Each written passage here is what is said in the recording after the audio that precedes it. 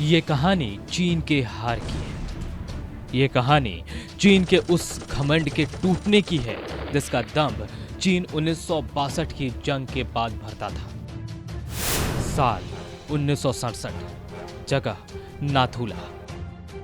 उस समय नाथुला दर्रे पर सैन्य गश्त के दौरान दोनों देशों के सैनिकों के बीच अक्सर धक्का मुक्की होती रहती थी।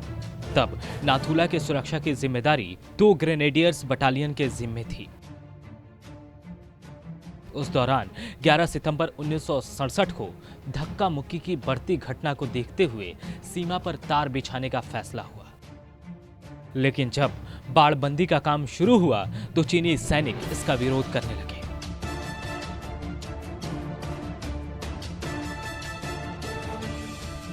इसके बाद चीनी सैनिक तुरंत अपने बंकर में लौट आए और फिर अपनी आदत के अनुसार चीनियों ने पीछे से मीडियम मशीन गनों से गोलियां बरसानी शुरू कर दी। इस फायरिंग के शुरुआत में भारतीय सैनिकों को भारी नुकसान उठाना पड़ा। पहले 10 मिनट में हमारे 70 सैनिक शहीद हो गए। लेकिन इसके बाद जब भारत की ओर से जवाबी कार्रवाई शुरू हुई तो चीनी सैनिकों को छिपने के लिए जगह भी नसीब नहीं हो रहा था।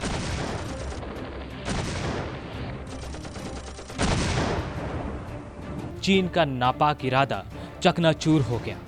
मजबूत रणनीतिक और अपने अदम्य साहस का परिचय देते हुए भारतीय सैनिकों ने जमकर आर्टिलरी पावर का प्रदर्शन किया, जिसमें कई चीनी बंकर ध्वस्त हो गए और सैकड़ों की संख्या में चीनी सैनिक मारे गए।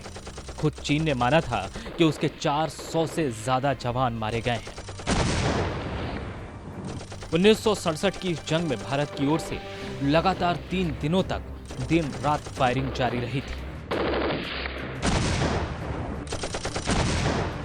इस जख्म के बाद चीन समझ चुका था कि हिंदुस्तान से टकराना मतलब अपनी जान को मौत के हाथों गिरवी रखना है। इस जंग में सेना ने चीन की मशीन गन यूनिट को पूरी तरह से तबाह कर दिया था।